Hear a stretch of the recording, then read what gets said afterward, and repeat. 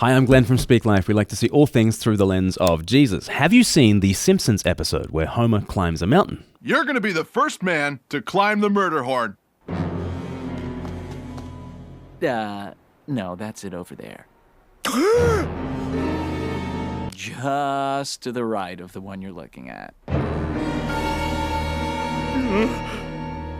It begins with Homer deciding to get in shape to impress Bart. Okay, here we go. So at night, he sneaks off and finds his way to a strange building. Gime?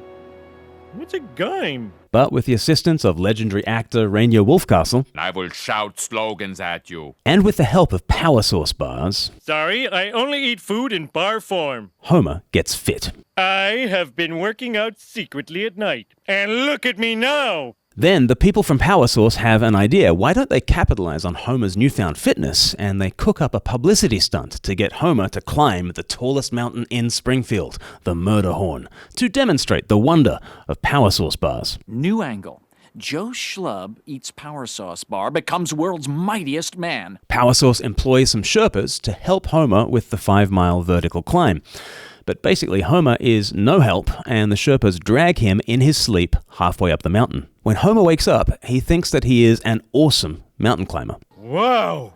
Look how far I climbed, and I'm not even tired. But when he realizes it was the efforts of others that got him there, his pride is hurt. I'm going to climb this entire mountain on my own. Then technically, shouldn't you go back down and start all over?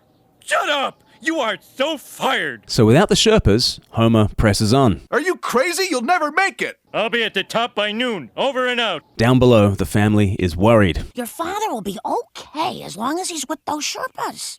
Mom? Without the Sherpas, Homer really struggles. But in a moment of typical self-delusion, he declares himself to have made it. I did it. I made it all the way to the... Ah, crap!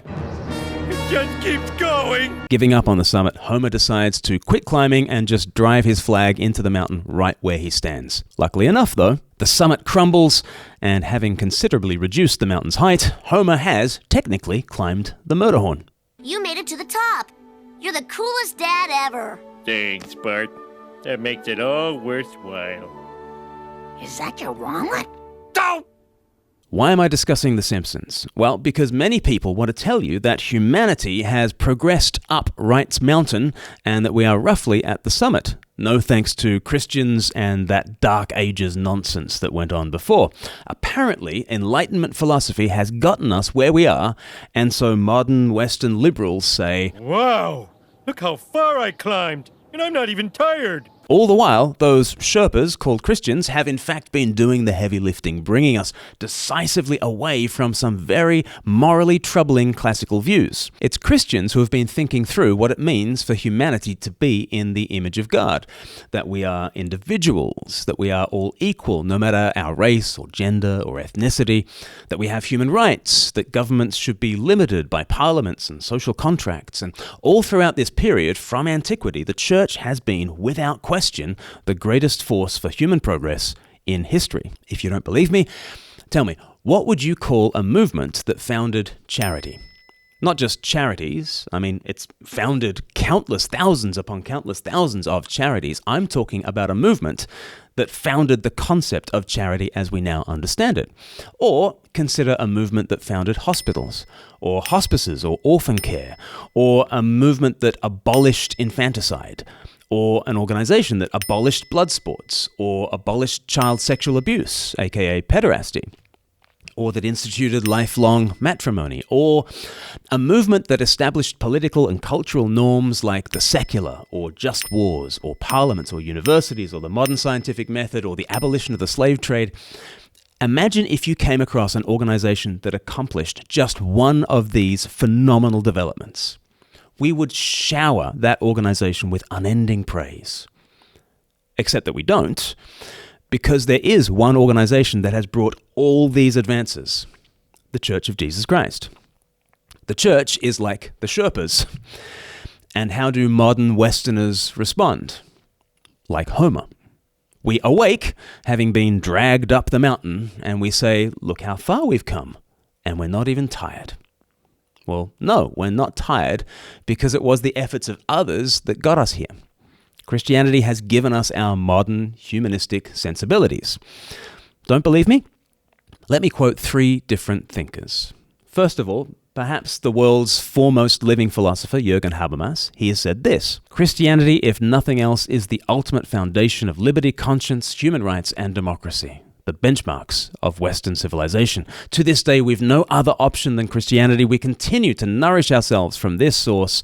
Everything else is postmodern chatter. Or take Britain's foremost philosopher, John Gray, an avowed atheist who nevertheless considers liberalism to be a footnote to Christianity, particularly Protestantism. He writes, all 4 of the defining ideas of liberal thought are continuations of Christian monotheism. He lists the 4 as the primacy of the individual, equality, liberal universalism, and the belief in progress. They are all taken from Christianity. A third thinker, historian Tom Holland, writes, we remain the children of the Christian Revolution, the most disruptive, the most influential, and the most enduring revolution in history. Our fundamental beliefs in human rights and dignity and equality and progress, they are fundamentally Christian beliefs. This is not what you hear from many atheists today. Many have the Homer Simpson view of history. Apparently, we stand far above the abysmal views of our ancestors, not because we were carried by Christianity, but because we have recently awoken. We conclude that we are excellent climbers because now we happen to stand on certain ethical heights. Yet instead of connecting those moral beliefs to their foundations in Christianity, we consider our modern position to be natural, obvious. It's just the air we breathe. There's a book in there somewhere, I reckon. But modern humanist beliefs only seem obvious because we have been carried for so long by Christian assumptions. And in that sense, Christianity has been too successful. That's something Tom Holland commonly says. Here he is making his case for the distinctively Christian origins of our beliefs, and he begins by talking about compassion and equality, 2 values that were shockingly rejected by the Nazis. Well, the Nazis repudiated 2 of the fundamental values that Christianity has always enshrined, and one of them you just touched on, the idea that the survival of the fittest, that the idea that to be strong is to be good. It's kind of fairly fundamental idea, say for the Greeks. I mean, they kind of conflated, the good beauty and a goodness and strength. This it was to be a good person. But of course, the other fundamental Christian ideal that the Nazis repudiate is the idea that, as Paul put it, there is no Jew or Greek. And that in turn is a kind of refinement of the teaching of Genesis, that God creates man and woman in his image. And therefore, if men and women are created in the image of God, every human being has an inherent dignity. And this is an idea that over the course of the Middle Ages kind of feeds into the idea that human beings have rights, that if and this is something that that churchmen and lawyers in the 12th century start to extrapolate from the gospel teachings. If Christ is saying to the wealthy, you have a duty to feed the hungry and to clothe those who have no clothes and to give shelter to those who are homeless, then it follows that the hungry have a right to food, and those without clothes have a right to clothes, and those who don't have a home have a right to a home. And so you start to get the idea that human beings have inherent rights. And these are ideas that secularized feed into the American Revolution, into the French Revolution, into United Nations. It's a very, very profound idea that today, for lots of people who believe in human rights, they tend to kind of assume that they are immanent. But in the long run, when you look at it in the kind of historical perspective, to believe in human rights requires just as much a leap of faith as believing that the Lord Jesus Christ rose on the 3rd day and ascended into heaven. I mean, these are theological precepts, theological ideas that have been bred specifically of Christian history, and the genius of the West has been to kind of package them and market them as though somehow they've been, removed from the Christian context that gave them birth. Beliefs in human rights, equality, and dignity have been repackaged as natural and obvious values when they are, in fact, faith positions. Christianity has been so successful that it has now become the air we breathe. It has now become the natural, obvious, self-evident position to hold. But these beliefs in human rights and equality and dignity are particularly Christian faith positions. But the repackaging has kind of worked. Christianity has been so successful that we assume its moral outlook as though it's immanent, as though it's just obvious and can simply be read off of nature. This is something that Michael Shermer seems to believe. I debated Michael Shermer 2 weeks ago on Premier Unbelievable, and this is my second video reflecting on our dialogue. You can check out response 1 from last week in the description. Michael Shermer, founder of Skeptic magazine, is a moral realist. He believes in the reality of moral truths, like human rights. But to use Tom Holland's term, he thinks they are immanent. Our human nature leads us to want to be free, autonomous individuals with control over our bodies and choices. And you only have to look around the world to see what people actually want, and so on. And so therefore, I think we do have a moral obligation to help people in other countries that are being oppressed, to the extent that we can. We can't do everything. But and I think that comes from discovering what these actual rights are. They really are there in the same way that maths are there, or Platonic concepts of like logic, or beauty, truth, the circle, the triangle, whatever. I mean, these things are really there. Rights are really there, he says. That's a strong statement. But in print, he is even stronger. Here's what Dr. Shermer said in his 2020 book, Giving the Devil His Due, Reflections of a Scientific Humanist. It is my hypothesis that in the same way that Galileo and Newton discovered physical laws and principles about the natural world that are really out there, so too have social scientists discovered moral laws and principles about human nature and society that really do exist. Just as it was inevitable that the astronomer Johannes Kepler would discover that planets have elliptical orbits, given that he was making accurate astronomical measurements, and given that planets really do travel in elliptical orbits, he could hardly have discovered anything else. Scientists studying political, economic, social, and moral subjects will discover certain things that are true in these fields of inquiry. Michael Shermer thinks human rights are part of the metaphysical furniture of the universe. There, waiting to be discovered. They are immanent in the world, as Tom Holland might put it. They are self-evident, as the Declaration of Independence puts it. Have you ever thought about how your bank uses your savings? What if I told you there's a fully regulated Christian bank that aligns your money with your faith? When you open a Kingdom Bank savings account, you help to provide vital mortgages for churches, Christian ministries, and gospel workers who might struggle to secure one elsewhere. Whether saving for yourself or on behalf of your church, your savings will support Christian ministries across the UK. And when you're ready to take your money out, you get it back with interest. If your spending and giving reflect your faith, shouldn't your savings as well? Open a savings account with Kingdom Bank today and put your money where your heart is. Visit kingdom.bank/speaklife. Kingdom Bank is a member of the FSCS and regulated by the Financial Conduct Authority and the Prudential Regulation Authority. Michael Shermer really believes that we stand on Rights Mountain and that there's something solid beneath our feet. But he denies that we've been dragged up Rights Mountain by Christian convictions. So this is what I say to Dr. Shermer. I'm very glad that Dr. Shermer does go with the doctrine of human rights. I think he gets the history of them wrong. I think his history is out by at least 6 centuries. I think the Gregorian reforms of the 11th century were where that first articulation of human rights really come from, and absolutely it was a reflection upon the image of God on page 1 of the Bible. There have always been theological underpinnings to what human rights have been. So in the 11th century, that was the first real articulation of that particular language. I think they've always existed in the same way that gravity existed before Isaac Newton wrote the Principia Mathematica. He discovered something that was already there. I think the Gregorian reforms of the 11th century were articulating something that was already there. I think in the 18th century, what you have is Thomas Jefferson saying, we hold these truths to be sacred and undeniable, that all men are created equal and have been endowed by their creator with certain unalienable rights. life, liberty, and the pursuit of happiness. Now, as Dr. Shermer is aware, and he writes about it very compellingly in his book, The Moral Arc, it was Thomas Jefferson who said that we hold these truths to be sacred and undeniable, that all men have been endowed by their creator with certain unalienable rights.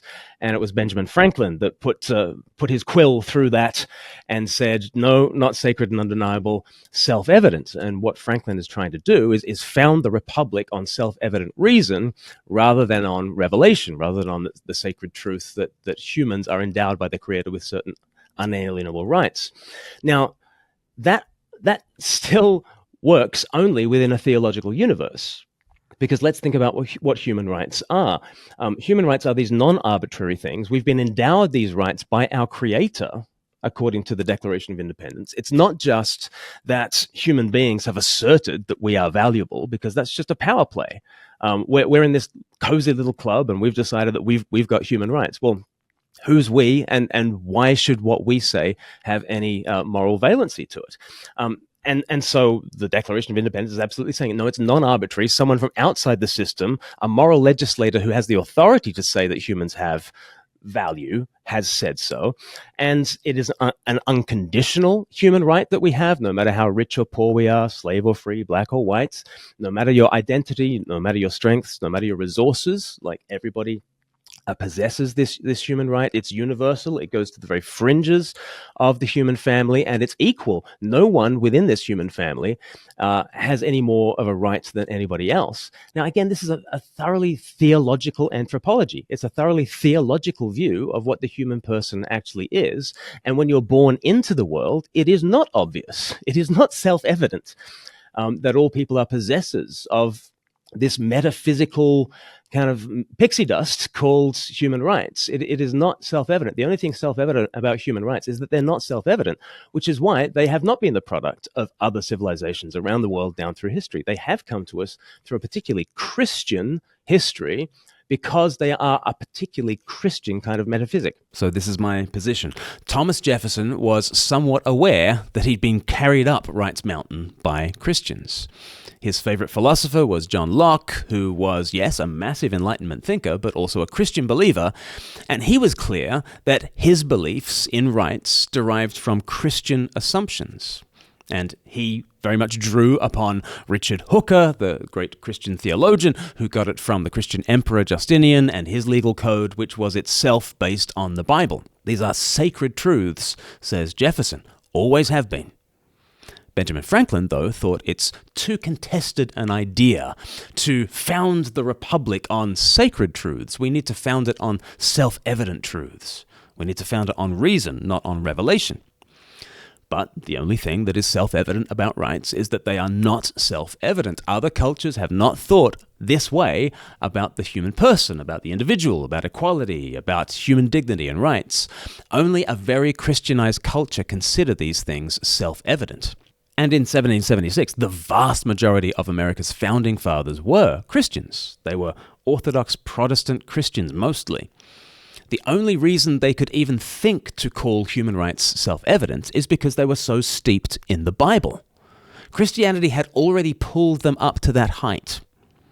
Well, at that point, Dr. Shermer rightly wants to know, really? Is it really from the Bible? So first, I give a 60-second Bible overview that foregrounds the place of humanity in Scripture. I think page 1 of the Bible gives you a theological anthropology. What are human beings like? And we are not just survival machines. We are not just here to replicate our DNA.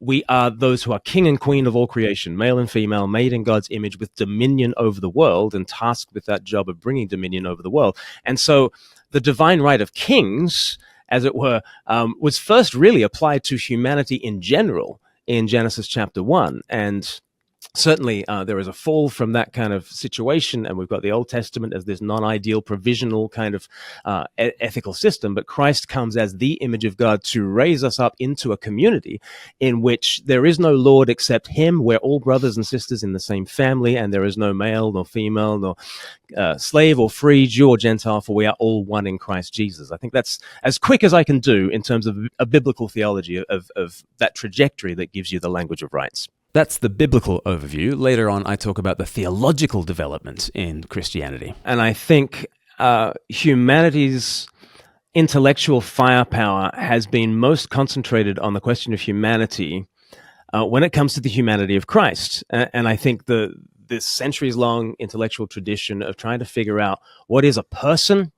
It was theologians who are constantly thinking about what is a person because they were hammering out the doctrine of the Trinity. And then they have to hammer out this doctrine of, well, this second person of the Trinity, God the Son, takes on a full humanity.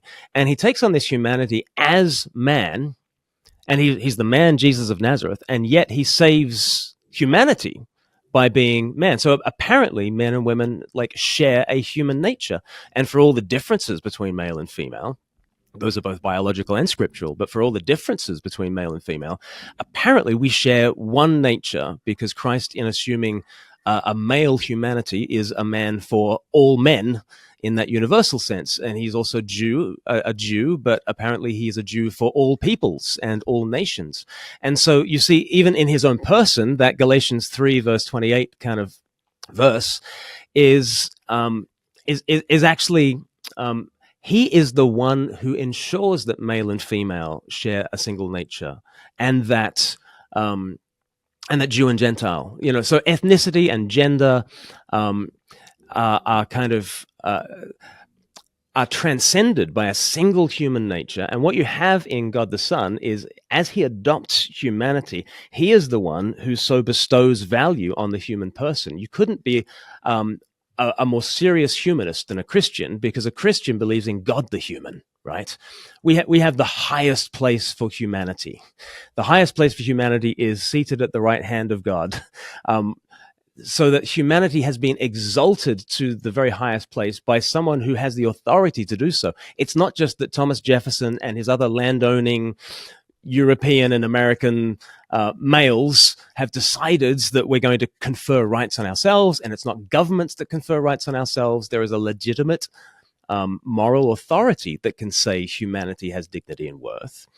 And Christ has assumed that humanity and raised it to the highest height, so that you could not have a higher view of the dignity and the worth of humanity. You also have a humanity in Christ that is above the selfishness of us squabbling kind of animals. T.S. Eliot said, if you take from the word humanity everything that the Bible has given to it, what you are left with is a very clever, adaptable, mischievous animal.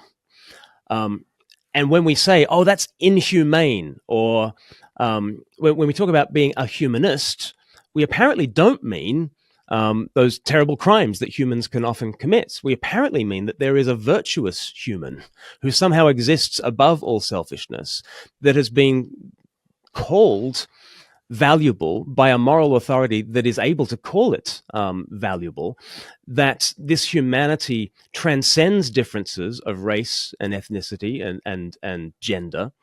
And all these things are kind of part and parcel of the Christian theology.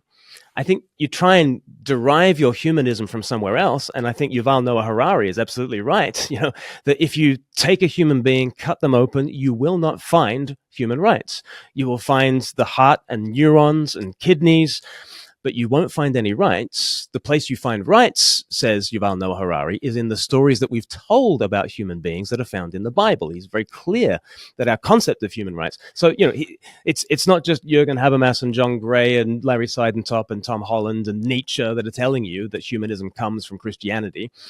You've got modern skeptics like Yuval Noah Harari saying that humanism has come from Christianity. And I think it's come from Christianity for those kinds of theological reasons. So here I don't give the neatest presentation of these truths, but there are 4 things that I'm trying to identify about rights. 4 things that are given to it by Christian theology. But I don't think you get these 4 foundations elsewhere.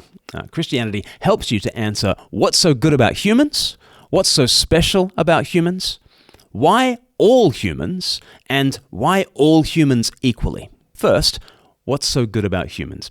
We like the idea of humanism and of being humane and humanitarian. But we're all aware that there's plenty of very negative traits in human beings. Where does this pure humanity exist that is able to judge between the better angels of our nature and our inner demons?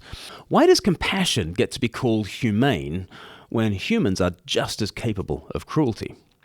Where is this good humanity that defines us as compassionate?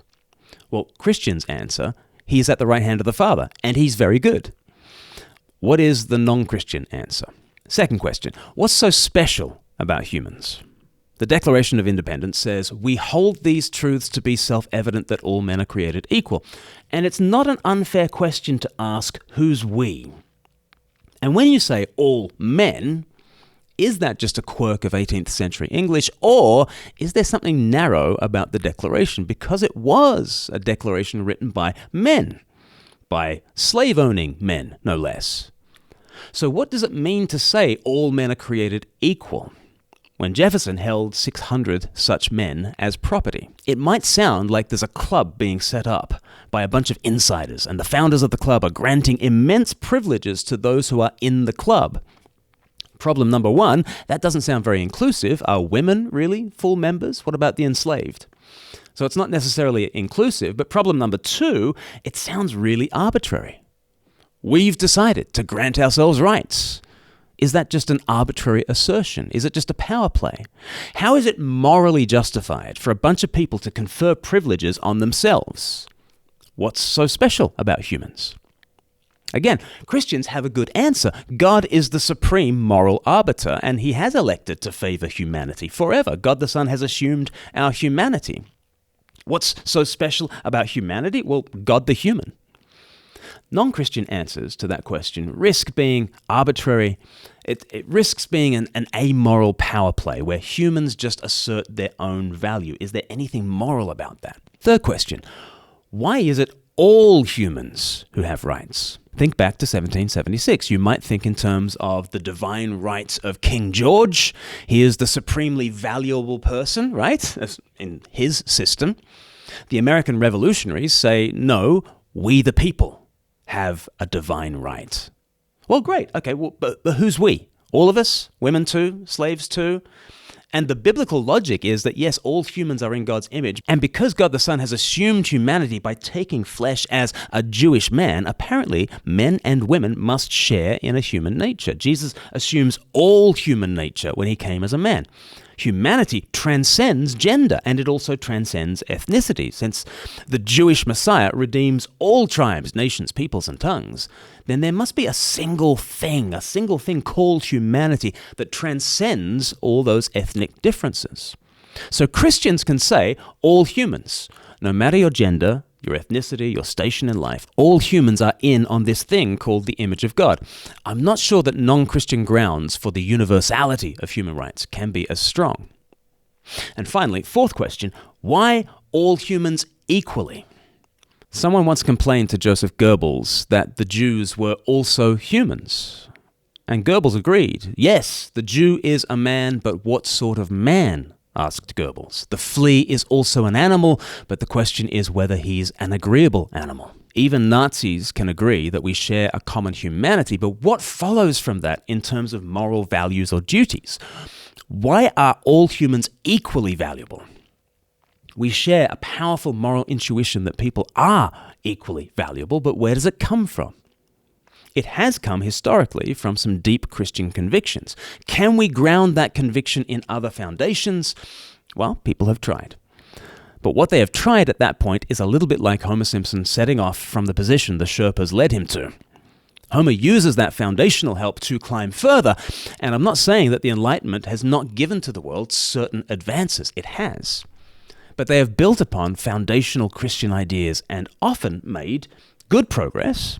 But they've also done what Homer did in the episode, demolish some once lofty heights and bring them down to their level. On the goodness of humanity, we no longer have a definitive humanity in Jesus Christ, and so the very concept of humanity becomes problematic. On the exceptionalism of humanity, we no longer have good reasons to resist transhumanism or the prizing of clever animals over not-so-clever humans. On the universality of humanity, we routinely overlook, dehumanize, and even eliminate the unborn, the elderly, the disabled. On the equality of each and every human, well, if science is our foundation, science can only measure the differences between humans. So if we ground our humanism there, the pressure will be huge to prove differences, and we might just lose equality. Like Homer Simpson, the Enlightenment Humanist Project forgets where it comes from, and in pressing on without Christian convictions, it makes some progress, but also demolishes the heights we once aimed for. But here's my final thought. We can argue about the historical sources of humanism, and maybe you think there are many paths up this mountain.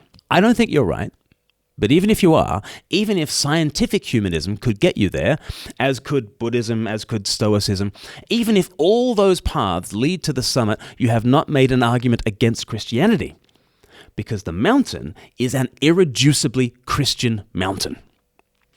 What we're talking about when we're talking about human rights is that there is an exalted and righteous humanity that is the standard for all humanity, but also the hope for all humanity. This supreme and pure humanity judges us, but also includes us, and includes all of us equally, right to the very fringes of the human family. As soon as you've said that, you've just described Jesus Christ. Human rights at their best are a secularized Christology. No wonder the author of the first draft of the Universal Declaration of Human Rights said he'd just put forward the Christian morality freed from the Tommy rot.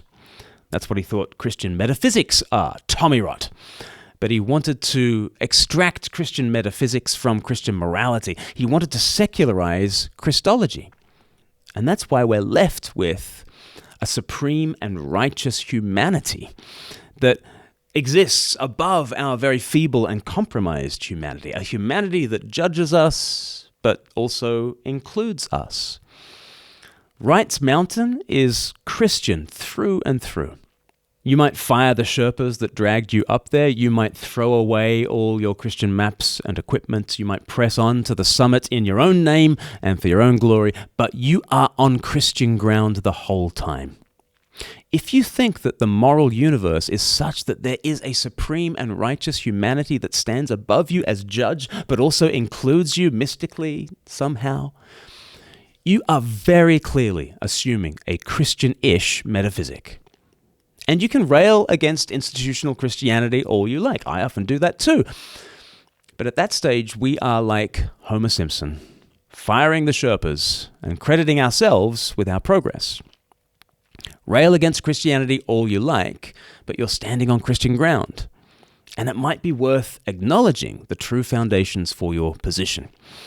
One way you can do that is by doing our course 321. It's an online introduction to Christian faith that you can do in 8 sessions. You can binge it in a couple of hours or take your time. Do it solo, do it with a friend, or find one of 350 churches that are running it. Go to 321course.com, start an account with your email and a password, and you're in. It's completely free, and you can discover life according to Jesus. That's all we've got time for. Please like the video if you've gotten this far, share it with a friend, and if you haven't already, do subscribe so we can join you on the next one. Thanks so much.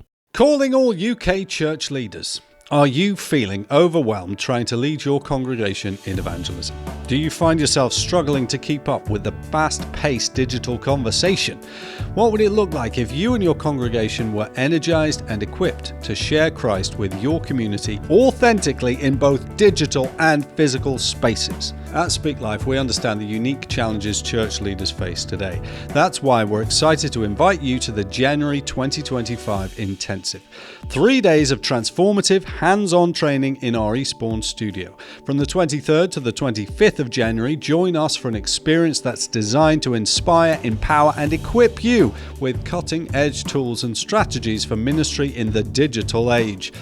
During the intensive, you'll be surrounded by a community of like-minded leaders, getting stuck into practical digital workshops, creative mission strategies, and solid Christ-centered theology. With limited spaces, the January Intensive is your exclusive chance to experience this reimagined approach to evangelism training. Early bird tickets start at just £125 and are available until the 25th of November. Hurry! Tickets are available on a first-come, first-served basis. Visit speaklife.org.uk/intensives now to secure your spot and get ready to transform how you lead your congregation.